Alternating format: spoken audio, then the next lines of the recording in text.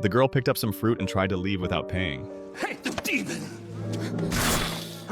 That single act triggered her instinct. Only then did the people around her realize she was a vampire. They immediately tried to arrest her. In this era where humans and vampires coexist, vampires are not treated well. They live in hiding and hardly dare to appear in the human world. Alyssa ran all the way, desperate to escape. She finally climbed back home through a window. Only then did she realize how serious the situation was. She apologized to her father, but by then, a large crowd had already gathered outside. They wore red masks. They belonged to an organization called Van Helsing. Their sole mission was to hunt vampires. There was no choice but to flee. John rushed to a coffin. No matter how hard he knocked, there was no response inside. He was forced to open it. Inside lay Alyssa's grandmother. She was an elderly vampire elder. Before John could explain, she smelled silver and garlic outside the window. To vampires, those things are deadly. At that moment, only escape could save them. By then, Van Helsing had reached the building. For thousands of years, they had hunted the vampire grandmother. They had finally found her hiding place in the town. Now, because of Alyssa's moment of recklessness, the family was exposed.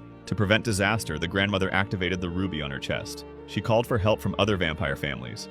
We have to go to the harbor. I do hope it's not too late.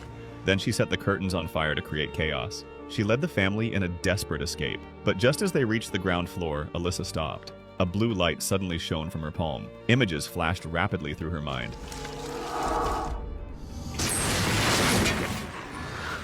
The spark has awoken again. She had accidentally awakened Dracula, the first vampire. She had no idea why it happened. Separated from her family, Alyssa had no choice but to return upstairs and hide.